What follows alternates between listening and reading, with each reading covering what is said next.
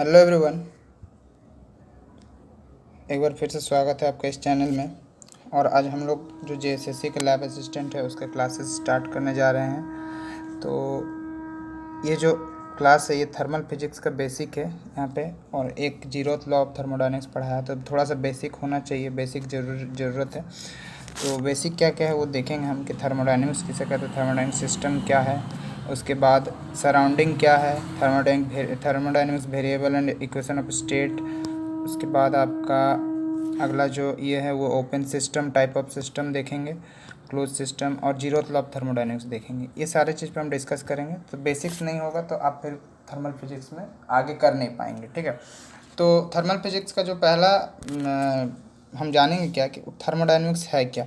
तो थर्मोडायनेमिक्स का अगर हम बात करें तो thermodynamics is branch of physics which mainly deals with the transformation of heat into A mechanical energy. मतलब कि जो हीट का ट्रांसफ़र होता है वो किस में चेंज होता है, मैकेनिकल एनर्जी में। इस मेनली इसी के बारे डील करते हैं, ठीक है। और इसका जो एप्लीकेशन है वो बहुत वाइड है, एप्लीकेशन बहुत ज़्यादा ही वाइड है इसका। अगर देखा जाए तो आज के डेट में हम केमिस्ट्री में यूज कर रहे हैं, हम इंजीनियरिंग में यूज कर रहे हैं, फिजिक्स में यूज कर रहे हैं। तो ऐसा बहुत सारा यूजेस है, एप्लीकेशन है। इसमें mainly transformation of it into mechanical energy. तो ये मोटा मोटा बस था आपका डेफिनेशन था, ये शायद ना पूछे। अब हम इस पर सबसे पहला चीज़ देखते हैं कि what is a thermodynamic system. Thermodynamic system क्या है, ठीक है।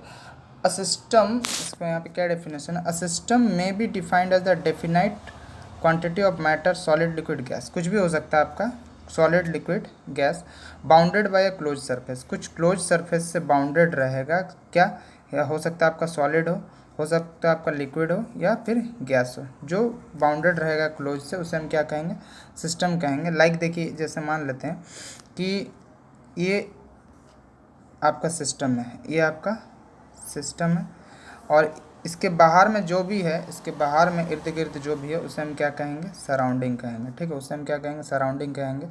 तो एग्जांपल में हम क्या बोल सकते हैं, gas contain in a cylinder with a movable piston. जो गैस सिलेंडर में रहता है एक मूवेबल पिस्टन के साथ, वो क्या हो गया, एक सिस्टम हो गया, वो सिस्टम हो गया। तो सिस्टम का यहाँ डेफिनेशन समझ में आ गया होगा आई थिंक। क्या सिस्टम में be defined as definite quantity of matter solid liquid gases bounded by a some close surface, ठीक है। सम कुछ क्लोज सरफेस के साथ वो बाउंडेड रहता है, ठीक है, जिसको हम लोग थर्मोडायनेमिक सिस्टम कहते हैं। और थर्मोडायनेमिक सिस्टम कितने प्रकार के, तो वो हम आगे देखेंगे। तो यहाँ पे देखिए, एक होमोजेनियस सिस्टम होता है और एक हेट्रोजेनियस सिस्टम होता है। और यहाँ पे एग्जांपल जैसे गैस है किसी कंटेनर में। तो ये थर्मोडायनेमिक सिस्टम आई थिंक समझ में आया होगा।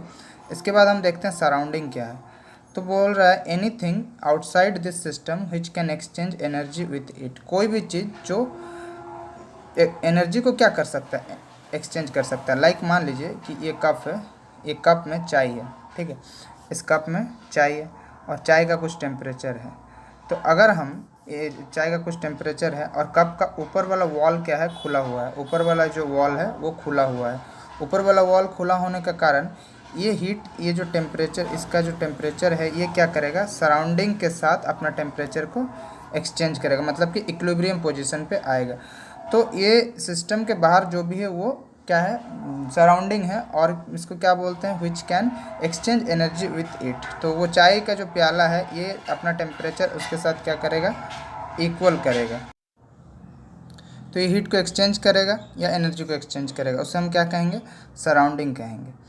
अब इसके बाद हम देखते हैं thermodynamic variable and equation of state, ठीक है। थर्मोडायनेमिक वेरिएबल और इक्वेशन ऑफ स्टेट क्या है। तो देखिए, अगर हम स्टेट समझेंगे, ठीक है, स्टेट वेरिएबल क्या है, तो स्टेट वेरिएबल क्या है, मान लेते हैं कि ये कोई एक कंटेनर है जिस पे पिस्टन लगा हुआ है, ये वाला पिस्टन है, ठीक है, जिस पे पिस्टन लगा हुआ है। एक मिनट, जिस पर पिस्टन लगा हुआ है, ठीक है। पिस्टन लगा हुआ है तो मान लेते हैं इस इनिशियली इसका टेम्परेचर T1 है, P1 है और V1 है। तो ये एक स्टेट से जो दूसरे स्टेट पे जाएगा, एक स्टेट से दूसरे स्टेट पे जाएगा तो इसके टेम्परेचर में चेंज आएगा, इसका प्रेशर में चेंज आएगा और इसके वॉल्यूम में चेंज आएगा, ठीक है। तीन चीज़ पे चेंज आएगा, टेम्परेचर, प्रेशर और वॉल्यूम में। तो इसको हम लोग बोलते हैं थर्मोडाइनमिक स्टेट मतलब कि एक स्टेट से दूसरे स्टेट में जो चेंज हो रहा है। तो चेंज होने के लिए जो 4 वेरिएबल है, क्या क्या चेंज होता है जो जब एक स्टेट से दूसरे स्टेट पे जाता है तो चेंज क्या क्या होता है। जनरली टेम्परेचर चेंज होता है, प्रेशर चेंज होता है, वॉल्यूम चेंज होता है और कंपोजिशन। ठीक है, अब कंपोजिशन कब होता है, ये एक कंडीशन है if system is mixture. System is mixture जैसे कि उस पर अगर मिक्सचर ऑफ गैसेस है देन ये कंपोजिशन का बात होगा, देन ये कंपोजिशन का बात होगा। तो मान लीजिए यहाँ पर टेम्परेचर T1 है और जब वो चेंज हुआ, जब इस पर हम कुछ समय अमाउंट ऑफ हीट दिए तो ये पिस्टन ऊपर की ओर गया, तो इसके टेम्परेचर में चेंज होगा, इसके प्रेशर में चेंज होगा, इसके वॉल्यूम में चेंज होगा। तो इसमें जो 4 वेरिएबल चेंज हो सकते हैं, एक तो टेम्परेचर, प्रेशर और वॉल्यूम। अगर सिस्टम मिक्सचर है तो क्या होगा, यहाँ कंपोजिशन इज नीड। ठीक है, कंपोजिशन का नीड होगा। अगर सिस्टम होमोजेनियस है, अगर यहाँ पे देखते हैं if system is homogeneous, system क्या है, अगर होमोजेनियस है तो हमें 3 वेरिएबल का ही ज़रूरत होगा, वहाँ 3 वेरिएबल ही चेंज होंगे। क्या होंगे, एक तो टेम्परेचर, प्रेशर और वॉल्यूम, अगर सिस्टम होमोजेनियस है तब। ठीक है, और अगर सिस्टम मिक्सचर है, अगर सिस्टम में कुछ मिक्सचर है, हेट्रोजेनियस है, तो फिर उस पर क्या होगा, एक और वेरिएबल जुड़ जाएगा, वो होगा कंपोजिशन। अगर हम इस इक्वेशन ऑफ स्टेट को जनरल फॉर्म में देखेंगे तो function of pressure, volume and temperature is equal to 0।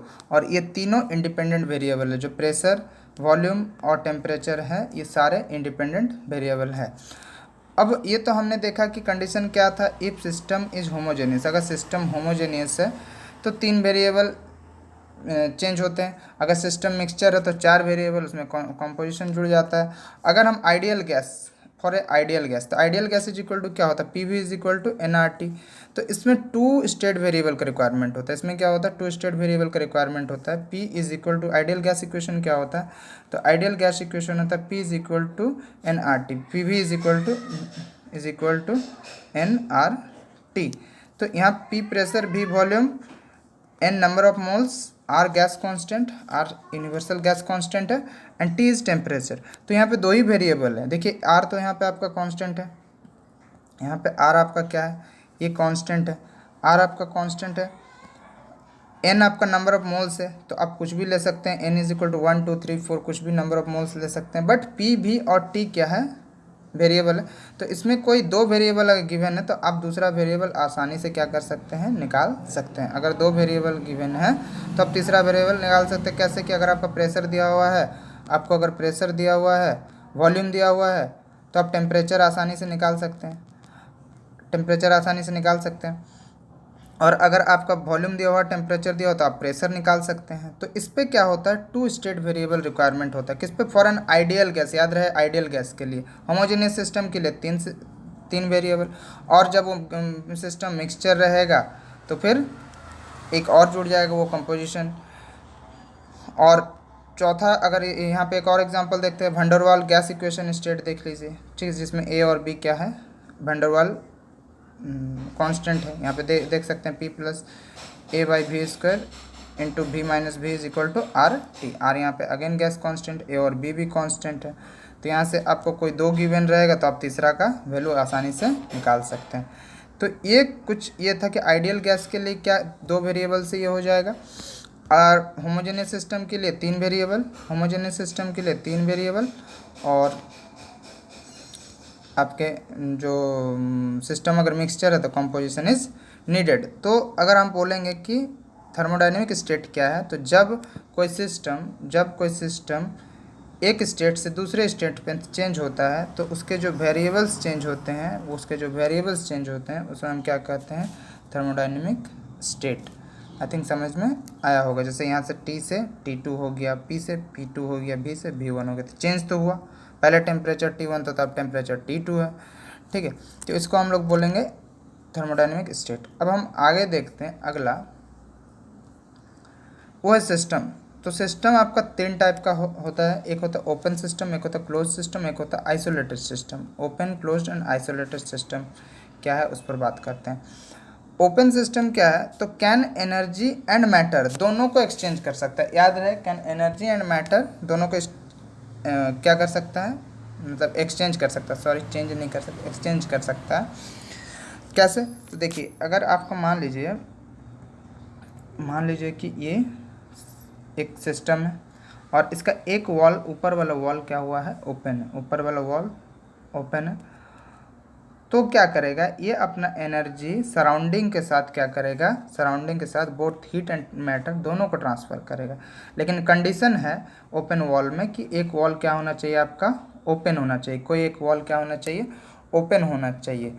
तो ये पहला ओपन सिस्टम क्या है, तो आसानी से समझ सकते हैं कि a system which can exchange matter and energy with the surrounding, मतलब वो सिस्टम जो मैटर और एनर्जी को किसके साथ एक्सचेंज कर सकता है, सराउंडिंग के साथ, called open system like this. और इसमें क्या होता है, तो बोथ ट्रांसफ़र, क्या क्या ट्रांसफ़र होता है, transfer of both heat and matter, और एक वॉल आपका ओपन होना चाहिए। एग्जांपल में ये देख सकते हैं, ये सिस्टम है, ये सराउंडिंग है, तो सराउंडिंग के साथ ये अपना हीट और मैटर को ट्रांसफ़र कर रहा है।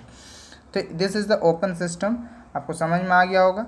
अगला हम देखते हैं क्लोज सिस्टम। क्लोज सिस्टम क्या है, तो देखिए a system, close system, a system which can exchange only energy not matter, याद रहे ओनली एनर्जी, केवल एनर्जी को एक्सचेंज कर सकता है, not matter, with a surrounding is called close system. तो यहाँ पे अगर हम एग्जांपल देखेंगे तो मान लीजिए कि ये कोई एक एक एक मिनट, ये कोई एक सिस्टम है, ये कोई एक सिस्टम है, तो सिस्टम है और इसके ये सराउंडिंग है, ये बाहर वाला सराउंडिंग है, ठीक है, ये सराउंडिंग है। तो इससे सिर्फ और सिर्फ जो क्या होगा, सिर्फ एनर्जी जो हीट है वो बाहर आएगा, एनर्जी सिर्फ एक्सचेंज होगा, किसके साथ, सराउंडिंग के साथ सिर्फ एनर्जी एक्सचेंज होगा। अब एक्सचेंज होगा, उसका कुछ तो कंडीशन होना चाहिए। तो ये जो वॉल्स है ना, वॉल्स, ये वॉल्स क्या होते हैं, ये वॉल्स होते हैं कंडक्टिंग, वॉल्स और कंडक्टिंग, ये कंडक्टिंग वॉल्स है, ठीक है, कंडक्टिंग वॉल्स है, ठीक है, कंडक्टिंग वॉल्स है। तो इसीलिए कंडक्टिंग वॉल्स के कारण जो हीट है वो हीट क्या हो जाएगा, वो सराउंडिंग के साथ एक्सचेंज करेगा, मैटर एक्सचेंज नहीं होगा। This is known as a close system, मतलब कि इसमें अगर कहा जाए, पूरी तरह देखा जाए, तो ये सिस्टम जो है, इस सिस्टम में ये चारों तरफ से बंद है, सिस्टम चारों तरफ से बंद है, बट जो इसका वॉल है, ये जो ग्रीन कलर में है, ये वॉल है, ये वॉल कंडक्टिंग है। तो कंडक्टिंग है तो वो अपने एनर्जी को क्या कर सकता है, वो अपना एनर्जी को सराउंडिंग के साथ एनर्जी ट्रांसफ़र कर सकता है। और इसके चारों वॉल कंडक्टिंग रहेंगे, बट क्लोज रहेंगे, बट क्या होगा, वॉल चारों कंडक्टिंग होगा। ये थिंग समझ में, ये आई थिंक समझ में आ गया होगा, ठीक है। क्लोज सिस्टम क्या है, तो यहाँ डेफिनेशन देख सकते हैं, a system which can exchange only energy not matter with surrounding, सिर्फ एनर्जी को ट्रांसफ़र कर सकता है। तो पूछेगा आपको ऑब्जेक्टिव में कि क्लोज सिस्टम में क्या ट्रांसफ़र हो सकता है, ठीक है, या वॉल कंडक्टिंग होता है या नहीं होता है, बेसिक से सवाल है। आइसोलेटेड सिस्टम देखते हैं, ठीक है। Isolate an a system which is thermally insulated and no communication with heat और वर्क विथ सराउंडिंग, मतलब कि बाहरी दुनिया से इसका कोई लेना देना नहीं है, ठीक है। मतलब कि ये सिस्टम है, तो ये सिस्टम में ये जो वॉल्स है ये नॉन कंडक्टिंग होते हैं, ये नॉन कंडक्टिंग होते हैं। इसका एग्जांपल आप दे सकते हैं, आप बताइएगा तो इसका एग्जांपल कि आइसोलेटेड सिस्टम का एक दो एग्जांपल क्या होगा कमेंट बॉक्स पे, ठीक है। ये बाहरी दुनिया से इसका कोई मतलब नहीं होता, मतलब हीट और मैटर कुछ भी कम्युनिकेशन वो नहीं कर सकता है, ठीक है। नो कम्युनिकेशन हुई तो because of the wall is non conducting, मतलब क्लोज सिस्टम में कंडक्टिंग था, बट आइसोलेटेड सिस्टम में नॉन कंडक्टिंग है, ठीक है, आइसोलेटेड सिस्टम में नॉन कंडक्टिंग है। इसका एग्जाम्पल आप कमेंट बॉक्स पे बताइएगा। जैसे कि यहाँ no transfer of heat, closed wall, यहाँ पे closed wall but not conducting, ठीक है, वॉल का क्लोज्ड है, नॉट कंडक्टिंग। इसमें वॉल क्लोज सिस्टम में क्या था, वॉल क्लोज था बट कंडक्टिंग। तो ये रहा आपका आइसोलेटेड सिस्टम, आई थिंक समझ में आ गया होगा आइसोलेटेड सिस्टम। अब हम देखते हैं zeroth law of thermodynamic. Zeroth law of thermodynamic एक बेसिक सा लॉ है जो हम लोग का डेली लाइफ में भी हम लोग देख सकते हैं, ठीक है, बेसिक सा लॉ है। पहले कुछ समझते हैं।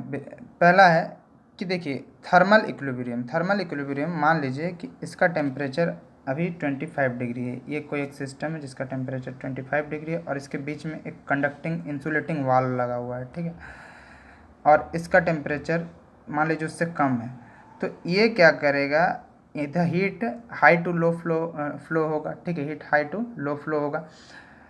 तो ये थर्मल इक्विलिब्रियम में आ जाएगा, दोनों जो सिस्टम है दोनों आपस में थर्मल इक्विलिब्रियम में आ जाएगा। ये इसको हम लोग थर्मल इक्विलिब्रियम मतलब तो समझ में आ गया होगा कि जो सिस्टम है उसका जो दोनों का टेम्परेचर है वो सेम हो जाएगा। अगर हम इसी को मैथमेटिकली जीरोथ लॉ क्या कहता है वो देखिए कि यहाँ पे एक सिस्टम ए है, एक सिस्टम बी है और एक सिस्टम सी है। तो अगर ए सी के थर्मल इक्विलिब्रियम है, ए सी के थर्मल इक्विलिब्रियम है, तो ये बी ए सी के थर्मल इक्विलिब्रियम है, तो ये बी भी सी के थर्मल इक्विलिब्रियम होगा। और उसी तरह ए और बी भी आपस में थर्मल इक्विलिब्रियम होगा। ये कौन कहता है? जीरोथ लॉ ऑफ थर्मोडायनेमिक्स को अगर मैथमेटिकली एक्सप्रेशन देखेंगे, thermal T A is equal to T C, मतलब कि ये थर्मल इक्विलिब्रियम है इसके, और टी सी और T B is equal to T C, then therefore you can say T A is equal to T B, मतलब ये दोनों भी आपस में थर्मली इक्विलिब्रियम होगा। मतलब कि मस्ट बी, क्या बोल रहा है, मस्ट बी थर्मल इक्विलिब्रियम। और इसमें क्या होता है? मोशन ऑफ टेम्परेचर, ठीक है, जो ताप होता है उसका प्रभाव होता है, ठीक है, जो थर्मल इक्विलिब्रियम में हो जाता है। एंड हीट हमेशा कैसा होता है? फ्लो हाई टू लो, ठीक है, हीट हमेशा हाई टू लो जाता है, ठीक है। मतलब यहाँ फ्लो वर्ड यूज ना करें, यहाँ ट्रांसफ़र का यूज़ करें, ठीक है, फ्लो वर्ड यूज ना करें, यहाँ पे ट्रांसफ़र का यूज करें। Heat always transfer from high to low, okay. तो ये जीरोथ लॉ का स्टेटमेंट है। If two bodies are thermal equilibrium, अगर दो बॉडीज़ थर्मल इक्विलिब्रियम में है, जैसे कि यहाँ पे हमने कहा कि अगर मान लीजिए ए और सी आपस में थर्मल इक्विलिब्रियम में है, तो क्या बोल रहा है? with another body C, then the body A and B with also with thermal equilibrium each other, मतलब कि then A और B भी आपस में थर्मल इक्विलिब्रियम होंगे। अगर A और C आपस में थर्मल इक्विलिब्रियम है तो A और B भी आपस में थर्मल इक्विलिब्रियम होंगे। This is the zeroth law of thermodynamics. बहुत बेसिक सा लॉ है, आपको पता होना चाहिए, ठीक है। तो ये रहा जेएसएससी का आज पहला क्लास। कैसा लगा वीडियो जरूर कमेंट बॉक्स में कमेंट करेंगे। और बहुत बेसिक सा चीज़ था, बहुत लंबा खींचने का तो था नहीं, ठीक है, कि बहुत लंबा खींचे या ये करें, तो इसलिए बेसिक सा लॉ है। आप नोट्स को नोट डाउन कर सकते हैं आराम से, कोई बहुत बड़ा नहीं, लेकिन बेसिक है। आप बेसिक को एक बार क्लियर कर लीजिए, उसके बाद हम अगला नेक्स्ट वीडियो में देखेंगे concept of heat and first law of thermodynamics, second law of thermodynamics. उसके बाद हम एंट्रोपी के बारे में जाएंगे, एंट्रोपी देखेंगे, व्हाट इज एंट्रोपी। तो कैसा लगा वीडियो कमेंट जरूर करें। Thank you for watching this video.